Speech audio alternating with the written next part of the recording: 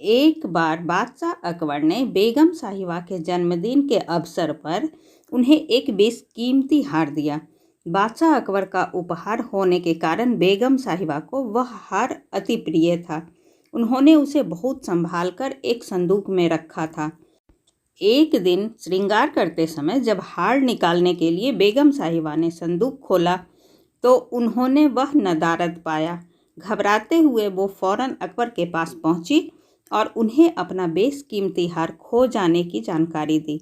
अकबर ने उन्हें वह हार कक्ष में अच्छी तरह ढूंढने को कहा, लेकिन वह हार नहीं मिला। अब अकबर और बेगम साहिबा को यकीन हो गया कि हो न हो उस शाही हार की चोरी हो गई है। अकबर ने तुरंत बीरबल को बुलवा भेजा और सारी बात बताकर शाही हार खोजने की जिम्मेदारी उसे सौंप दी। बीरबल ने बिना देर किए राजमहल के सभी सेवक सेविकाओं को दरबार में हाजिर होने का फरमान जारी करवा दिया। कुछ ही देर में दरबार लग चुका था।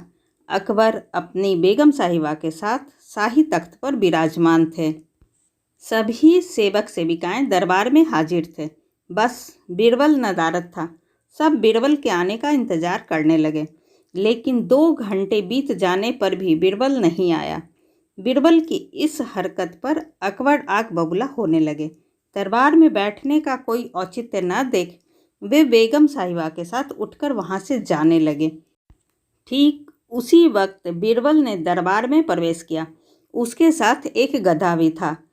विलंब के लिए अकबर से माफ़ी मांगते हुए वह बोला, जहाँ पनाह माफ़ कीजिएगा, इस गधे को खोजने में मुझे समय लग गया। सबकी समझ से परे था कि बीरबल अपने साथ वो गधा दरबार में लेकर क्यों आया है। बीरबल सबकी जिज्ञासा शांत करते हुए बोला, ये कोई साधारण गधा नहीं है, ये एक जादुई गधा है। मैं ये गधा यहाँ इसलिए लाया हूँ ताकि ये शाही हार के चोर का नाम बता सके। बीरबल की बात अभी भी किसी के पल्ले नहीं पड़ रही थी। बीरबल कहने लगा, मैं इस जादुई गधे को पास ही के एक कक्ष में ले जाकर खड़ा कर रहा हूँ। एक एक कर सभी सेवक सेविकाओं को उस कक्ष में जाना होगा और इस गधे की पूंछ पकड़कर जोर से चिल्लाना होगा कि उसने चोरी नहीं की है। ध्यान रहे, आप सबकी आवाज़ बाहर सुनाई पड़नी चाहिए। अंत में ये गधा बताएगा कि चोर कौन है। बीरबल गधे को दरबार से लगे एक कक्ष में छोड़ आया और कतार बनाकर सभी सेवक सेविका उस कक्ष में जाने लगे। सबके कक्ष में जाने के बाद बाहर जोर से आवाज़ आती, मैंने चोरी नहीं की है। जब सारे सेवक सेविकाओं ने ऐसा कर लिया तो बीरबल गधे को बाहर ले आया। अब सबकी निगाहें गधे पर थी, लेकिन गधे को एक ओर खड़ा कर बीरबल एक विचित्र हरकत करने लगा। वह सभी सेवक सेविकाओं के पास जाकर उनसे हाथ आगे करने को कहता और उसे सूंघता।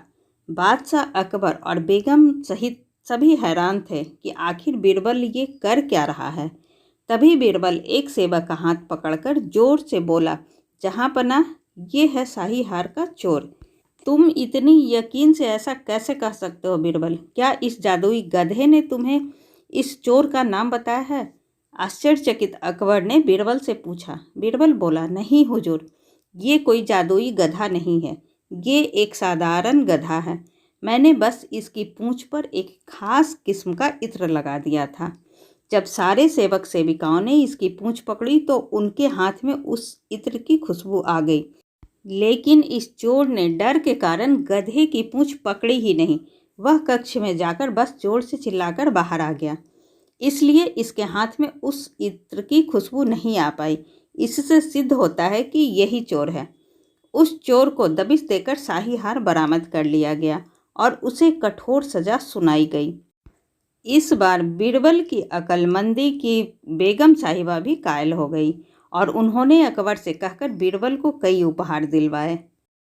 ऐसी ही अच्छी और ज्ञानवर्धक कहानी सुनने के लिए प्लीज़ आप मेरे चैनल को सब्सक्राइब ज़रूर करें। तब तक के लिए बाय बाय।